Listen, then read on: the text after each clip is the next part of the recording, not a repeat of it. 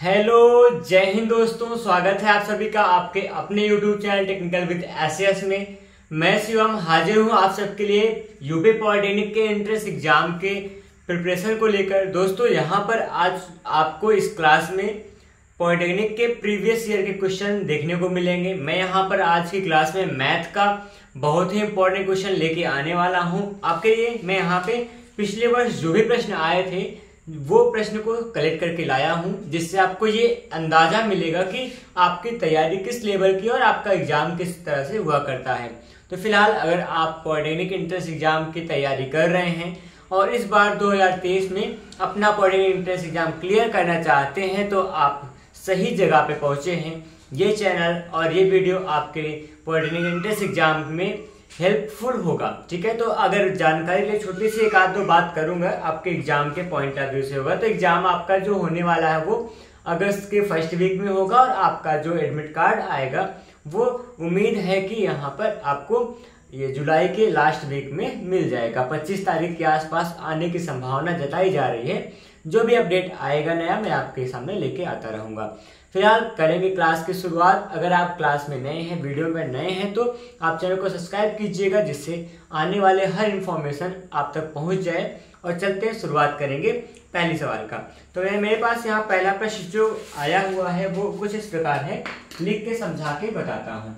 ऐसे question number आज का पहला प्रश्न जो होगा वो यहाँ पर समांतर श्रेणी का है। ठीक है, समांतर श्रेणी का प्रश्न मैं ले रहा हूँ। कोई श्रृंखला दी गई, कोई सीरीज है, नंबर की सीरीज है, वो 21 है, 18 है और 15 है तीसरा अंक। इस प्रकार से एंड सो ऑन कह रहे हैं कि 81वां पद क्या होगा, या फिर क्या नहीं -81 जो होगा कौन सा पद होगा ना। यहाँ पे डॉट डॉट करेंगे, आगे जाएंगे हम लोग। तो -81 कोई पद आएगा, तो -81 कह रहे हैं कौन सा पद है, कौन सा पद है।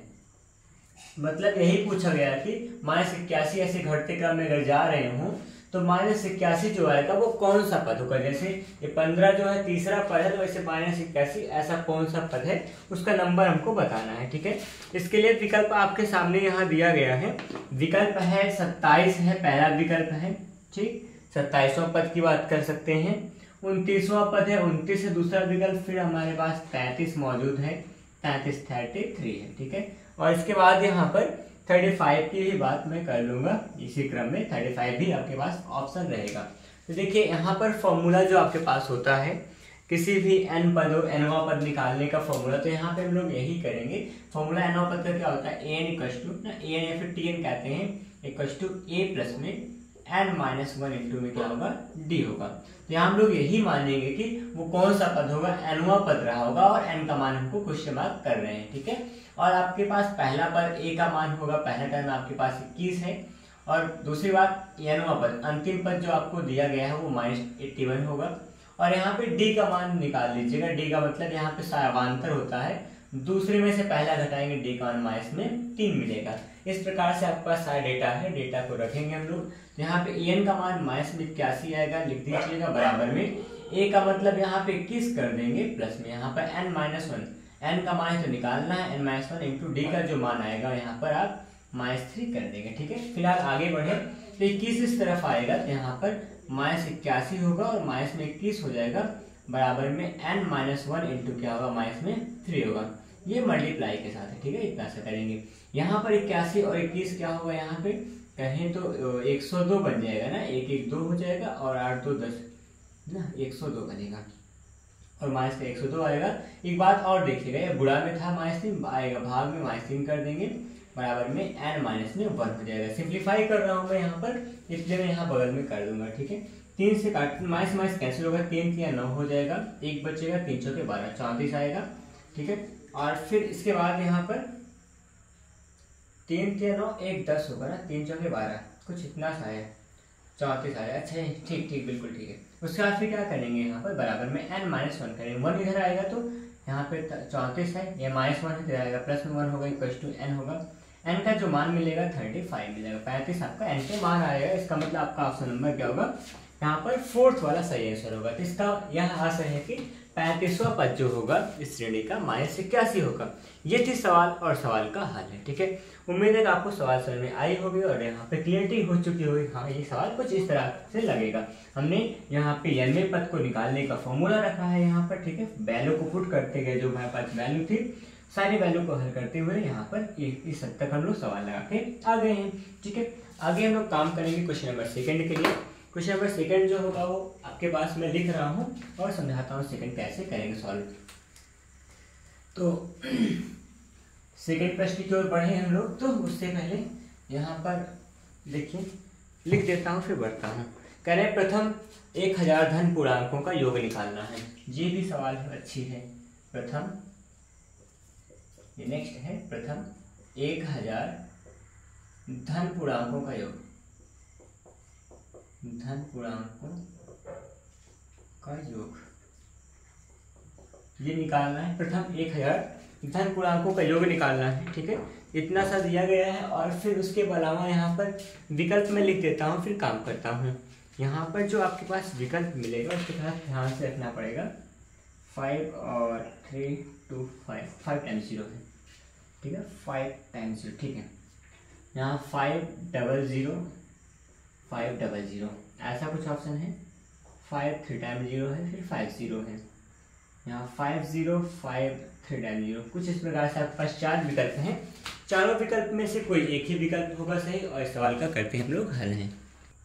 तो चलिए करते हैं इस सवाल को हल। ठीक है, यहाँ पे प्रश्न में लिखा क्या गया है कि प्रथम धन पूर्णांकों का योग निकालना है 1000 धन पूर्णांकों का। ठीक है, तो मैं आपको जानकारी के लिए बताऊं कि इसका एक खास फॉर्मूला होता है, शॉर्ट में हम लिख सकते हैं ना, मतलब क्रमागत पूर्णांकों का जो योगफल होता है उसका फॉर्मूला होता है। यहाँ पे सम लिखेंगे S equal to n plus 1 upon में क्या होगा 2 होगा। अगर ये फॉर्मूला याद रहेगा तो आप जल्दी से कर पाओगे, नहीं तो अन्यथा मैं भी यहाँ पे n पदों का फॉर्मूला समांतर श्रेणी के लिए n पदों के फॉर्मूले का अगर आप उपयोग करोगे तब भी आप कर सकते हो, लेकिन आपको फॉर्मूला पता रहेगा तो आप कोई भी काम जल्दी से कर सकते हैं। तो इस सवाल को लगाऊंगा मैं, देखिए आपको करके सिखा रहा हूँ। एस यहाँ पे n का मतलब यहाँ पर 1000, वही nवां पद मतलब कितने पद होंगे, वहां पदों की संख्या n बता रहे हैं। तो Sn का मान जो आएगा Sn इक्वल टू n का मान मैं 1000 रख रहा हूँ क्योंकि 1000 की बात हो रही है यहाँ पे। 1000 प्लस 1 का मतलब 1000 क्या होगा 1 हो जाएगा। पूरे का बटा कितना होगा 2 हो जाएगा। ठीक है, 2 से भाग करूंगा, 1000 है यहाँ पे ना 500 होगा, 500 होगा उसके बाद 100 1 हो जाएगा। ठीक है, इतना सा करेंगे। अब इसके बाद गुणा करना, देखिए 5 से कम 5 होगा, 00 है 5 से कम 5 हो गया, ये पीछे का 00 यहाँ बढ़ा देंगे तो कितना आएगा 500 ऑप्शन नंबर क्या कह दोगे आप, सेकंड कहोगे। ठीक है, क्लियर हुआ ना। यहाँ पे देखिए फॉर्मूला था, फॉर्मूले के बेस पे काम करें हम लोग, सवाल हो गई हल। ऐसे लगा के सवाल देखिए, यहाँ पर मैं आपको इस चैनल पर यही बताना चाहूंगा कि ना कोई स्कैम ना कोई फालतू की बातें, केवल पढ़ाई और केवल खास सटीक बातों पे हम लोग चर्चा करते हैं। यहाँ पर आपके लिए विश्वसनीयता की कड़ी में हम लोग अगर देखोगे तो बहुत ही सही मिलेंगे। चलिए काम करें अगले प्रश्न पे। तो अगला प्रश्न जो होगा वो मैं आपको करके दिखा रहा हूँ। हाँ देखिए, कह रहे हैं द्विघात कोई समीकरण है। ठीक है, इस प्रश्न को मैं यहाँ पे थोड़ा चल जाएगा इतने में। कोई द्विघात समीकरण है, द्विघात समीकरण कौन सा हो जाएगा, वो है 2x² है, माइनस में कह रहे हैं कि 4x होगा, प्लस में 3 है, इक्वल टू 0। ये आपका द्विघात समीकरण है। कह रहे हैं इसके मूल की प्रकृति क्या है, के मूलों की प्रकृति, के मूलों की प्रकृति। अब आप इसको समझिएगा, मैं यहाँ पे इसका ऑप्शन नहीं लिख रहा हूँ। ऑप्शन मेरे पास है कि 2 भिन्न एवं वास्तविक मूल होंगे, 2 बराबर एवं वास्तविक मूल होंगे, वास्तविक मूल नहीं होंगे, ज्ञात नहीं है। 4 विकल्प इस प्रकार से है। तो फिर मैं आपको मूल के बारे में समझा रहा हूँ। कभी भी कोई भी द्विघात समीकरण आता हो, अगर आपको पता है तो अच्छी बात है, नहीं पता तो आप ध्यान देंगे। क्या ध्यान देने वाले हैं, अगर आप इसका क्या निकाला, मूलों की प्रकृति निकालना। मूलों की प्रकृति कैसे निकालेंगे, देखिए फॉर्मूला होता है मूल की प्रकृति निकालने का डी, विविधता निकालते हैं। विविधता डी बराबर क्या होता है फॉर्मूला, b² माइनस में 4ac, ये है फॉर्मूला छोटा सा ना। अब यहाँ पे अगर d का मान क्या हो जाए, d का मान 0 के बराबर हो जाए ना, तो क्या होते हैं, तो मूल हमारे क्या होते हैं, मूल बराबर होंगे ना, बराबर व क्या होंगे, वास्तविक होते हैं। ठीक, वास्तविक होते हैं, बराबर व वास्तविक होंगे। ठीक है, ये बात होती है। अगर डी का मान क्या हो जाए, 0 से बड़ा हो, जीरो से बड़ा हो, तो क्या होगा, तो हमारे पास जो मूल होते हैं वो भिन्न होंगे, मतलब अलग अलग होंगे, भिन्न व क्या होंगे, वास्तविक होंगे। यही क्या हो जाए, डी का मान 0 से छोटा हो जाए तो जो मूल होता है, तो मूल क्या होते हैं, काल्पनिक होते हैं। क्या होंगे, काल्पनिक होंगे, मतलब कि उनको केवल काल्पनिक कह पाएंगे, वो वास्तविक मूल नहीं होते हैं। फिलहाल ये होता है तरीका निकालने का। अगर आपको मूल के बारे में जानकारी लेना हो तो यहाँ पे डी का मान निकालना जरूरी होता है। तो चलिए इस सवाल के मैं डी का मान निकालता हूँ। डी बराबर क्या हो जाएगा इसका, बी स्क्वायर। डी का मतलब -4 का स्क्वायर कर देंगे, ठीक है, और माइनस में 4 AC, 4 A का मतलब 2 है, C का मतलब 3 हो जाएगा। इसका मान निकालेंगे, 4 का स्क्वायर 16 होगा, माइनस में 4 दूना 8 या कितना हो जाएगा, 24 हो जाएगा। ध्यान रहेगा आपका 4 दूना 8 या 24 होगा, यहाँ पे 24 कर देंगे। ठीक है, इतनी सी बात थी। बराबर कितना आएगा, माइनस में आएगा 8 आ जाएगा। ठीक है, माइनस में 8 आया। अब आप देखिए डी का मान क्या हो रहा है, -8। अगर डी का मान माइनस में आया, 0 से छोटा हो रहा है, इसका मतलब मूल क्या होंगे, काल्पनिक होंगे। और आपका ऑप्शन नंबर जो भी रहा होगा इसमें वो सही होगा। यहाँ पे मैं बताऊँ तो ऑप्शन नंबर 3 मेरे पास यहाँ दिया गया है, वास्तविक मूल नहीं है, मतलब काल्पनिक होते हैं। मूलों की कल्पना केवल करें, क्योंकि ऋणात्मक मान एक काल्पनिक मान हुआ करता है इस केस में। ठीक है, तो इस प्रकार से ये है मूलों की प्रकृति निकालने का तरीका। विविक्तकर का मान निकालते हैं, डी बराबर 20 का -4 AC के फॉर्मूले से, और डी का जो प्रकृत होगा ये बता रहा है मूलों के बारे में सारी डिटेल। ठीक है, उम्मीद है आपको ये सवाल भी आप सही से समझ में आई होगी। बढ़ेंगे अगले प्रश्न पर। अगला प्रश्न मैं आपके लिए लेके आ रहा हूँ, उससे पहले इसको इरेज करता हूँ, तो थोड़ा सा आपके लिए कुछ बेहतर करके दिखाता हूँ। ठीक है, यहाँ पर देखिए, अगर इसी कड़ी में मैं आगे बढ़ूं तो आपके लिए एक छोटा सा लॉजिकल प्रश्न है, अगर चाहे तो आप लगाएंगे, बड़ा अच्छा आएगा, मजा भी आएगा आपको कि हाँ कुछ खास यहाँ आपको मिला है ना, आपको सीखोगे पक्का, ये बात मैं जानता हूँ। कह रहे हैं कि 2 अंकों की कितनी संख्या 3 से विभाज्य है। अगला प्रश्न आया हुआ था 2017 में, ये जो प्रश्न लिख रहा हूँ 2017 का प्रश्न है। यहाँ लिखा है कि यहाँ पर 2 अंकों वाली कितनी संख्या 3 से विभाज्य है। 2 अंकों वाली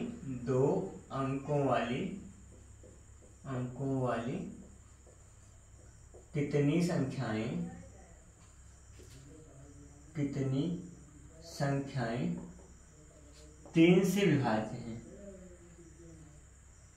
3 से विभाज्य हैं। ये बड़ा आसान सा प्रश्न है, बड़ा आसान सा होता है, बस इसके लिए पीछे थोड़ा सा राज है, वही राज जान जाएंगे तो इसको आज हल भी कर पाएंगे।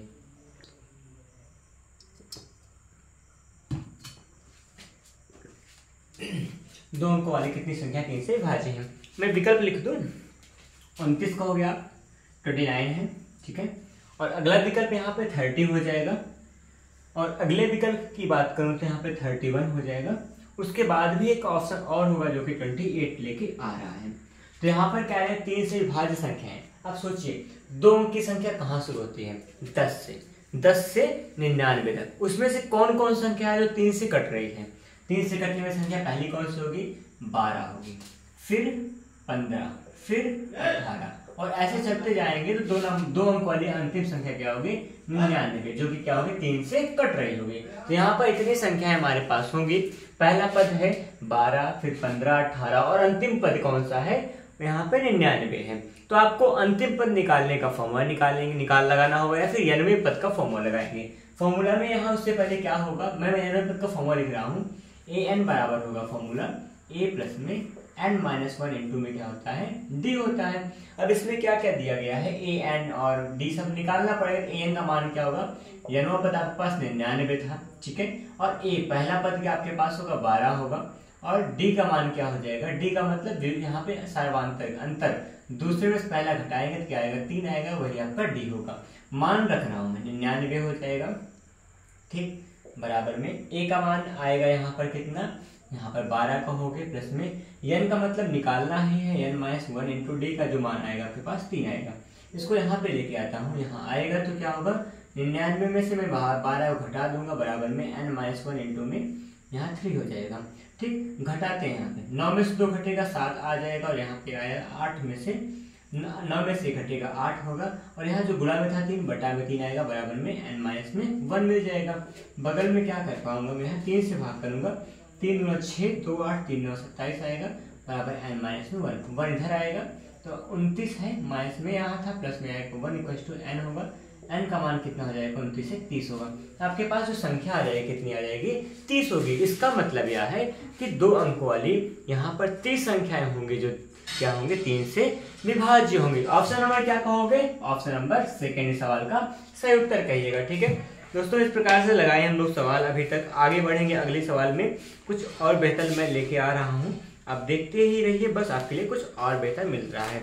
अगला प्रश्न जो होगा वो एक अच्छा सा प्रश्न है और उस प्रश्न के लिए मैं काम करूंगा।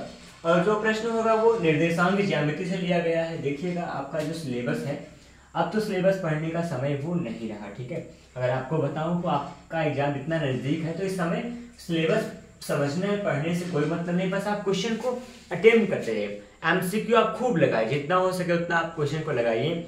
जो भी डिफिकल्टी आए वहाँ पे किसी न किसी जगह से या फिर आप मेरे यूट्यूब चैनल पे आके आके उस समस्या का जिक्र कर सकते हैं। और अगर वैसे मैं प्रयास करूंगा इस वीडियो के डिस्क्रिप्शन बॉक्स में आपको टेलीग्राम का लिंक भेज दूंगा। टेलीग्राम के लिंक से आप टेलीग्राम ग्रुप में जुड़ जाइएगा और उस ग्रुप में जुड़कर आप डायरेक्टली ग्रुप से चैट करके कोई बात की जानकारी लेना हो तो ले सकते हैं। ठीक है, तो यहाँ पे अगला जो प्रश्न है, कह रहे हैं कि यहाँ पे 2 निर्देशांक दिए गए हैं। ठीक है, और 2 बिंदु के निर्देशांक इसके बीच की दूरी निकालना है। लिखा है यहाँ पे, देखिए मैं यहाँ डायरेक्टली कुछ टॉपिक कुछ बात ही लिख रहा हूँ सीधा। यहाँ बिंदुओं के निर्देशांक क्या क्या है, 2,3 है पहला बिंदु है, वह दूसरा बिंदु क्या हो जाएगा 4,1 है। ठीक है, यहाँ पे 2 बिंदु है, इनके बीच की दूरी निकालना है। और बीच की दूरी क्या होगा, बिंदु इतना व इतना लिख देता हूँ कि बीच की दूरी निकालना है। और इस दूरी निकालने के लिए हम लोग फॉर्मूला लगाएंगे। फॉर्मूला लगाए पहले तो ऑप्शन में लिख के दिखाता हूँ आपको। तो इसका ऑप्शन में लिख रहा हूँ यहाँ पे। ऑप्शन आपके पास यहाँ पे 4 होगा ना बीच की दूरी निकालने का, जो कि 4√3 है। मात्रक के में जो ही मात्रक होगा, रूट में 52 है और रूट में यहाँ पर 2√2 होगा। ठीक है, 2√2 होगा अगर अगला ऑप्शन। और यहाँ पे नेक्स्ट होगा जो कि नॉन ऑफ दीज होगा। यहाँ पे 4 विकल्प दिए गए हैं, चारों विकल्प में से कोई एक ही सही होगा। उनके लिए हम लोग काम करेंगे। देखिए यहाँ पे बीच दूरी निकालने का फॉर्मूला क्या होता है, आपके पास फॉर्मूला जो होगा स्क्वायर रूट के अंदर होगा x2 minus x1, x2 minus में x1 का होल स्क्वायर होगा, प्लस में y2 माइनस y1 का क्या बन जाएगा, होल स्क्वायर होगा। इसके लिए काम करेंगे हम लोग। देखिए x1 y1 x2 y2 क्या होता है, ये होगा x1 y1 x2 और y2, इस प्रकार से बनेगा। और x2 का मान 4 होगा, 4 माइनस में 2 का होल स्क्वायर कर देंगे और प्लस में यहाँ पर 1 माइनस में 3 का होल स्क्वायर होगा। ये बना, यहाँ पर 4 में से 2 घटेगा, 2 का स्क्वायर यहाँ पे 4 होगा, यहाँ प्लस में 3 में से 1 घटेगा, माइनस 2 का स्क्वायर 4 होगा। 4 क्या होगा, रूट में 8 होगा। 8 का मतलब क्या होता है, 2√2 बन जाएगा। ठीक है, ये इतना मात्रक आएगा तो आपका जो विकल्प होगा ऑप्शन नंबर 3 होगा, ये सही होगा। तो बीच की दूरी निकालने का फॉर्मूला है ये, 2 बिंदुओं के बीच दूरी निकालने का फॉर्मूला था, उसी के हिसाब से हम लोग यहाँ पे काम करेंगे। ठीक है, आगे बढ़ेंगे तो अगला जो एक प्रश्न होने वाला है वो मैं यहाँ लिख के दिखाता हूँ। देखिए यहाँ पर है नेक्स्ट क्वेश्चन है, जो उसमें ज़्यादा कुछ करना नहीं पड़ेगा, बस आप इस सवाल को देखकर ही हल कर सकते हैं। ऐसे ना मैं कुछ लेके आ रहा हूँ प्रश्न आपके लिए। जैसे लिखा है यहाँ पे cosec 45 का मान, क्या cosec 45 का मान। अब cosec 45 का मान यहाँ निकालने का है, क्वेश्चन नंबर यहाँ पे 95 है वैसे फिलहाल इस सेट में। तो यहाँ पे कह रहे हैं कि cosec 45 का क्या मान होगा। अब सोचो cosec 45 का मान तो हर किसी को याद होना चाहिए, नहीं याद है तो क्या ही बताएं ना। अगर आपको अच्छा एक जुगाड़ लेकर लगा के दिखाता हूँ, कैसा होता है। cosec का मतलब 1/, क्या होता है, साइन। अच्छा साइन का मान क्या होगा, साइन 45 का मान होता है 1/√2। तो cosec क्या होगा, साइन का उल्टा होगा तो √2 इसका मान होगा। तो cosec 45 का मान कितना हो जाएगा, √2 होगा। इसमें कोई चिंता की बात नहीं करेंगे, √2 आप ऑप्शन जो भी होगा आप सही लगा दोगे। ठीक है, फिर इसमें ऑप्शन नंबर फर्स्ट था। ठीक है, इसको हम लोग हटाते हैं, आगे बढ़ेंगे। तो यहाँ पे क्या मिलेगा, अगला प्रश्न साइन 60 है इंटू में साइन 30 है। साइन क्या, कॉस है, कॉस 30 है। ठीक है, साइन 60 कॉस 30 है, प्लस में साइन 30 है यहाँ पे, ठीक, इंटू में कॉस 60 है।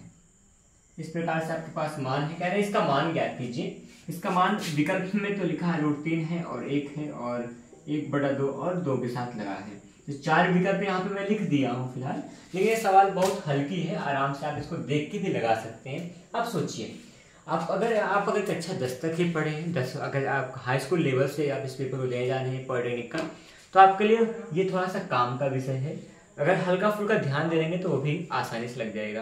अगर आप कक्षा 11 में या 12 पढ़े होंगे तो मैथ से, तो यहाँ पे आपको कुछ ना कुछ तो इसमें तो लग रहा होगा बस मतलब हो गया, या देखते ही बस हो चुका है। ठीक है, कैसे करेंगे आप सोचिएगा, कैसे देखते होता है। साइन कुछ भी थीटा है, यहाँ कॉस थीटा है, यहाँ पे साइन और कॉस। देखिए यहाँ पे जो साइन का मान वो यहाँ पे कॉस में है, जो यहाँ कॉस में है वो साइन में है। तो यहाँ पे कहेंगे इसको ए कह लीजिएगा, ये बी हो जाएगा। तो हमने 60 को ए कहा, 60 ए यहाँ होगा, यहाँ पे बी हो जाएगा। देखिए फॉर्मूला क्या था, साइन ए कॉस बी ना, cos A sine B, sign A cos B cos A sine B. Plus में होगा क्या होता है, साइन ए प्लस बी का फॉर्मूला होगा, ए का मतलब 60 होगा प्लस बी का मान 30 होगा। इस प्रकार से ये बनेगा। साइन 60 30 क्या होगा, साइन 90 होगा। अब आप बताइए साइन 90 क्या लिखोगे, साइन 90 को लिखोगे 1। ठीक है, साइन 90 का मान कितना हो जाएगा, 1 हो जाएगा। ऐसा कुछ होता है, आप इतनी आसानी से कर सकते हो। एक तरीका तो ये हो गया। दूसरी बात अगर कहें तो आप साइन 60 कॉस 30 साइन 30 कॉस 60 का मान रखोगे और मान रखने के बाद हल कीजिएगा, जो उत्तर आएगा आपका वो होगा 1 होगा। ठीक है, ये लगी सवाल यहाँ पे। अगले प्रश्न की ओर हम लोग बढ़ेंगे। अगला प्रश्न जो होगा वो यहाँ पे वो भी त्रिकोणमिति का ही प्रश्न है। ठीक है, मैं यहाँ पे लगा के दिखाता हूँ उसको। यहाँ पे त्रिकोणमिति का प्रश्न है और उसमें लिखा है यहाँ पे कि क्या है कि tan 65 है बटा में cot 25 है। ठीक है, इसका मान क्या होगा, 1 होगा या फिर √3 होगा या फिर 1/√3 होगा या फिर √2 होगा। ये 4 विकल्प मेरे पास मौजूद थे, मैं चारों विकल्प लिख दिया हूँ। ठीक है, आप देखिएगा, इन सवालों को लगाने के लिए बड़ा अच्छा सा एक विकल्प रहता है, एक आपके पास आइडिया रहता है, एक तरीका रहता है।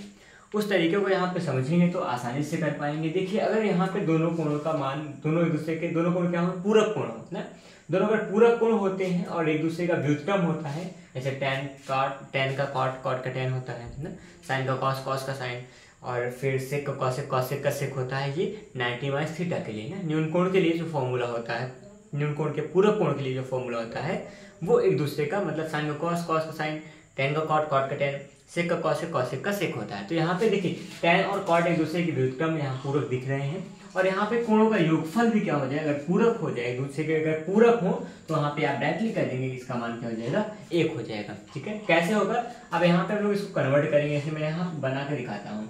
tan 25 है, tan 65 है, 65 छोड़ दीजिएगा, इसको ऐसे रहने दीजिए। यहाँ पे cot लिखेंगे, cot जैसे cot रहने देंगे। cot में 90 में क्या घटाएंगे, 25 आ जाता है। 90 में क्या घटाएं, 90 में आप 65 घटा दोगे तो क्या आएगा, 25 आ जाएगा। और फिर यहाँ पे tan ऊपर बना ही बना है, tan कितना होगा, 65 होगा बटा में यहाँ पे cot, देखिए cot 90 - θ का मतलब tan थीटा होता है, tan 65 होगा, कट के कितना आ जाएगा, 1 आएगा। अब बताओ सही लगाना, तो आप डायरेक्टली आप कर सकते हैं तो, या फिर आप क्या करोगे, हल करके तब बताओगे आपको इसका उत्तर। ठीक है, इस प्रकार से सवाल को लगाते हैं। आगे मैं बात करूँ तो अगला प्रश्न जो होने वाला है यहाँ मैं आपको वो करके दिखा रहा हूँ। ठीक है, जैसे कि जस्ट वेट ए मोमेंट, मैं आपको कर रहा हूँ, सवाल लिखूंगा फिर करके दिखाता हूँ। देखिए जैसे एक प्रश्न है, कह रहे हैं एक समकोण त्रिभुज ABC में कोण भी समकोण है। ठीक है, कोण भी समकोण है। यहाँ समकोण त्रिभुज की बात कर रहे हैं, मैं बना देता हूँ। कोई समकोण त्रिभुज है जिसमें कोण भी समकोण है, और यहाँ पे आप A मान लोगे, यहाँ पे आप क्या मान लीजिएगा, C मान लेंगे। ठीक है, इस प्रकार से यहाँ पे ये बनेगा, यहाँ पे 90 डिग्री बना देंगे। कह रहे हैं यहाँ पे इसमें इस त्रिभुज के लिए tan A का जो मान है वो 1 है। ठीक है, tan A का मान 1 है, और फिर कह रहे हैं कि बताइए आपकी, तो यहाँ पे क्या निकालना है, 2 sin A into cos A का मान ज्ञात करें। ठीक है, tan A का मान 1 है तो 2 sin A into cos A का मान ज्ञात कीजिए। इतना मान निकालना है, इतना मान निकालना है। तो आपको मैं एक बात बताऊं, यहाँ पे जो कुछ भी होगा ऐसा कुछ, यहाँ पे ऑप्शन की बात होगी तो यहाँ ऑप्शन 2 होगा, 1 होगा, -2 और -1 होगा। ये 4 विकल्प है, 4 विकल्प में से कोई एक को आपको सही करना है। सही करने का तरीका और यहाँ पे सब कुछ प्रोसेस करने वाले हैं, मैं आपको दिखाता हूँ। ठीक है, देखिए यहाँ पर tan A का मान 1 है। अब यहाँ पर tan का मान क्या होता है, वैसे लंब बटा आधार, लंब का मान 1 होगा, आधार का मान 1 रहा होगा, फिर दोनों मान समान रहा होगा तभी तो इसका मान 1 आ गया। यहाँ पे लंब और आधार दोनों का अनुपात क्या होगा, समान होगा, इसलिए 1 और 1 हम लोग कह सकते हैं। ठीक है, अब आपको यहाँ पे क्या करना है, आपको यहाँ कर्ण का मान निकालना है। कर्ण का मान क्या होगा, लंब और आधार के स्क्वायर का वर्ग का योगफल होता है, ठीक है। उसका वर्गमूल भी निकालेंगे, तो 1 का स्क्वायर 1, 1 का स्क्वायर 1, और यहाँ पे √2 क्या आ जाएगा, कर्ण का मान आपका आ जाएगा, ठीक है। √2 कर्ण का मान अगर आ गया है तो आप क्या करोगे, 2 लिखा है, साइन का मान क्या होता है, लंब बटा कर्ण होगा, यहाँ लंब का मान 1 बटा में कर्ण का मान क्या होगा, √2 हो जाएगा, और इंटू में यहाँ पे कॉस का मान क्या है, कॉस का मान आधार बटा कर्ण होगा, आधार ये है, कर्ण ये है, 1 बटा √2 हो जाएगा। और यहाँ पे आप देखिएगा, यहाँ पे हम लोग हल करेंगे, 2 एकम 2 होगा ना, 2 बटा कितना होगा, √2 का √2 से गुणा करेंगे, √4 आएगा, 4 का वर्गमूल 2 आता है, 2 से 2 करने कितना आएगा, 1 आएगा। आपका ऑप्शन क्या होगा, यहाँ सेकंड आप सही करने वाले हो, इस सवाल का उत्तर आप क्या कहोगे, 1 होने वाला है, ठीक है। तो कुछ इस प्रकार से इस सवालों को हम लोग हल कर सकते हैं। तो आज शिद्दत से काम करेंगे तो सवाल आसान तरीके से हल हो जाती हैं।